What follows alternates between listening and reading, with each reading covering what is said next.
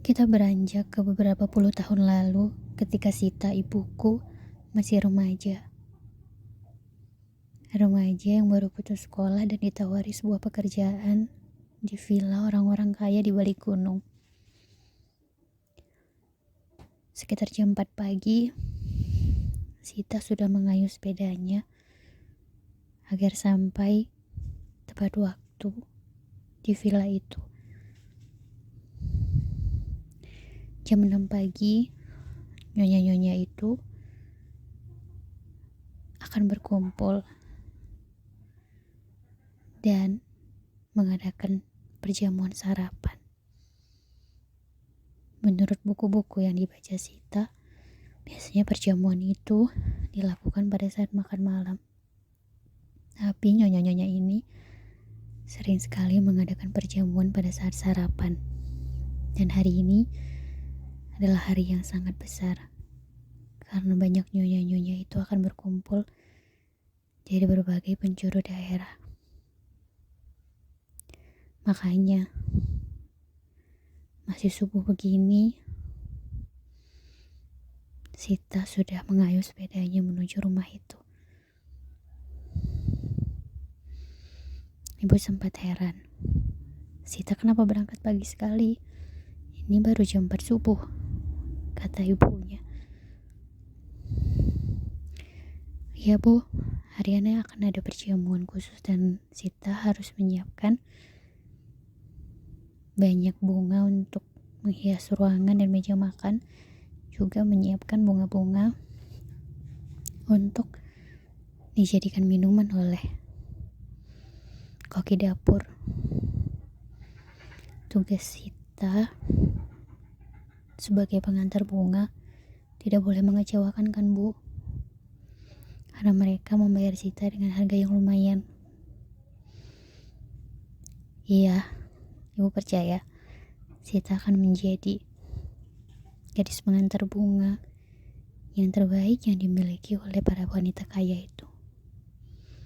Siapa tahu nanti kamu diberi pekerjaan yang jauh lebih tinggi di rumah itu. Iya bu, Sita pamit. Dan sepeda itu pun menyusuri jalanan kampung yang masih gelap hingga sampai di sebuah gerbang yang cukup tinggi, berkali-kali lipat tingginya dari tubuh Sita yang mungil. Sita membunyikan belnya dan petugas keamanan rumah itu segera membuka gerbang. Selamat pagi Pak Naryo, kata Sita.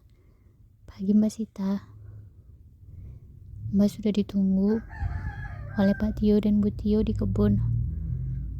Katanya mereka harus memetik bunga sebelum matahari terbit. Mbak Sita disuruh langsung ke sana. Oke Pak. Sita memarkir sepedanya di tempat parkiran sepeda di halaman rumah itu dan bergegas menuju kebun bunga. Sudah hampir jam 5 kurang ketika dia sampai di kebun yang dikelola oleh Pak Tio dan Bu Tio. Mereka adalah tukang kebun villa ini. Matahari tentu saja tidak kelihatan sama sekali, karena tempat ini memang berkabut sepanjang hari, bukan? Bu Tio, apakah kita akan mengambil bunganya sekarang? Kataku. Iya Mbak Nila.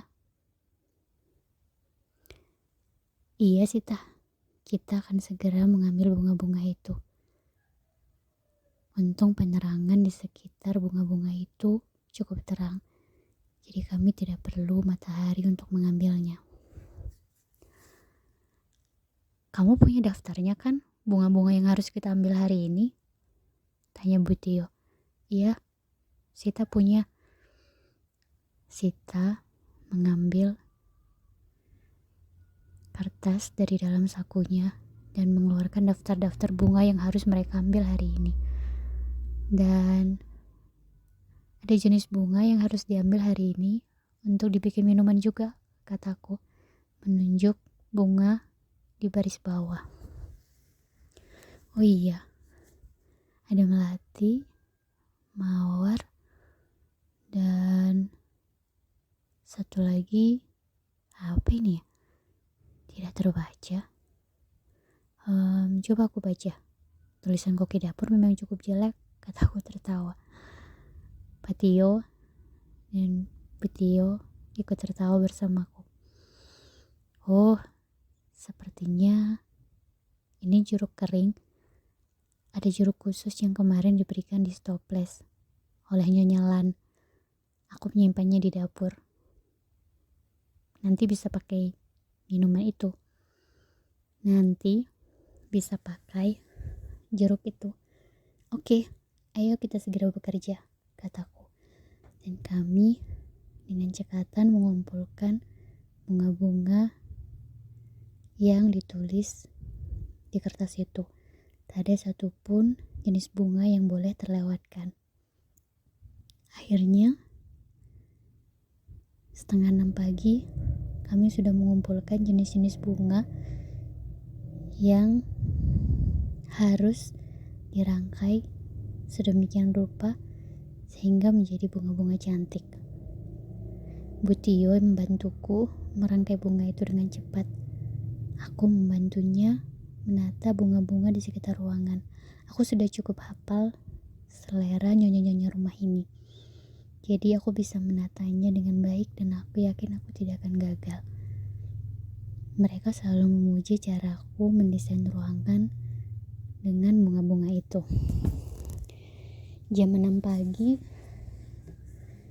nyonya-nyonya tamu di rumah itu mulai berdatangan satu persatu. Beberapa aku kenal karena mereka memang sering ada di rumah ini. Ada Nyonya Lan, ada Nyonya Tintin, ada Nyonya Theo, ada Nyonya Aster atau Esther. Aku lupa. Dia adalah perempuan yang paling cantik dan menurutku sangat anggun. Dan tampaknya dia yang paling pandai berbicara di antara semua perempuan-perempuan yang pernah datang ke sini. Dan yang paling ramah, aku memanggilnya Nyonya Cita. Aku memanggilnya Nyonya Cita. Dia tampak lincah sekali. Selebihnya sepertinya tamu-tamu baru pagi ini karena aku tidak mengenal mereka satupun. Setelah beres menata bunga-bunga di sana, aku memastikan koki dapur sudah menyelesaikan minuman yang akan disajikan. Seduhan-seduhan teh itu sudah ada di atas nampan sesuai dengan jumlah tamu pagi ini. Aku bersiap mengantarkannya ke ruangan khusus itu. Mereka sudah tampak berkumpul di sana. Aku iri melihat perempuan-perempuan hebat ini. Mereka tidak tampak seperti perempuan-perempuan yang ada di desaku. Ya, mereka memang perempuan-perempuan dari kota.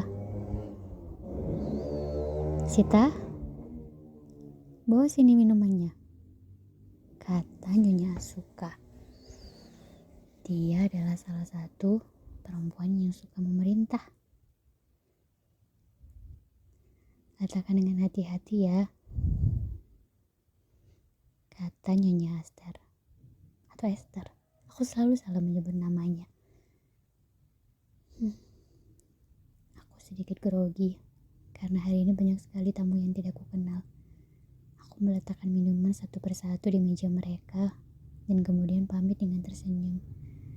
Beberapa nyonya itu mengucapkan terima kasih, tapi beberapa lainnya tampak cuek saja. Aku menutup pintu ruangan tempat sarapan itu dan kembali ke dapur. Aku tidak ingin terlihat menguping di pintu pertemuan itu, walaupun kadang-kadang aku cukup penasaran Apa sih yang dibicarakan oleh nyonya-nyonya itu?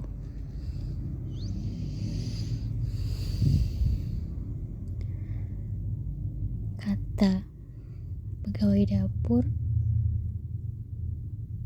wanita-wanita itu suka membicarakan soal mencari anak-anak muda untuk jadikan penerus mereka. Penerus, kataku, pada Bibi Jimmy yang mengelola dapur. Dia jadikan penerus. Makanya kita harus hati-hati. Kalau kami sih sudah tua, pasti tidak akan dipilih. Kalau kamu masih ada kesempatan, coba pikir, kenapa anak semuda kamu diterima bekerja di rumah ini?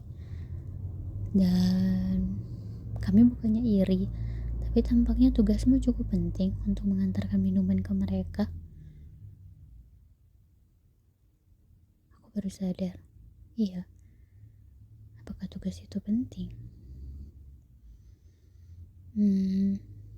Memang sebelumnya tidak ada anak muda yang bekerja di sini, Bi, kataku. Ada sih, tapi dalam waktu berapa bulan pegawai-pegawai muda itu selalu hilang dan diganti dengan pegawai muda yang baru seperti kamu. Kalau kami yang tua-tua ini sudah lama berada di sini dan tidak tergantikan. Bibi tahu kenapa pegawai-pegawai muda itu berhenti? Tidak pernah tahu, Mbak Sita. Tidak pernah tahu, Sita. Karena para pegawai itu selalu hilang begitu saja. Pamit hanya kepada nyonya-nyonya itu. Kami tak pernah tahu keberadaan mereka. Bibi yakin mereka benar-benar pamit ke nyonya-nyonya itu? Ya, itu sih menurut informasi yang Bibi dengar. Nyonya Aster pernah bilang kalau setiap pegawai yang hilang itu pamit baik-baik. Alasannya selalu karena terlalu muda dan kemudian mereka bosan. Dan kami pun tidak mempertanyakan lagi.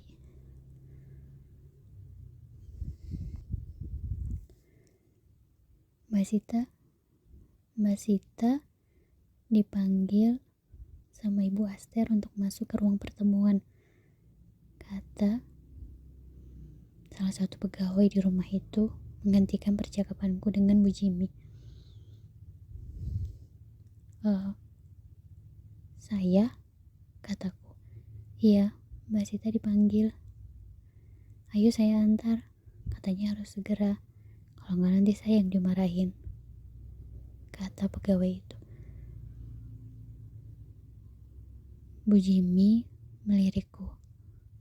Aku melirik Bu Jimmy dengan perasaan khawatir. Jangan-jangan aku akan dipecat sebentar lagi. Ayo Mbak, kata pegawai itu lagi tampak tidak sabar. Aku segera mengikuti pegawai itu dan masuk ke ruangan. Di sana, begitu aku masuk,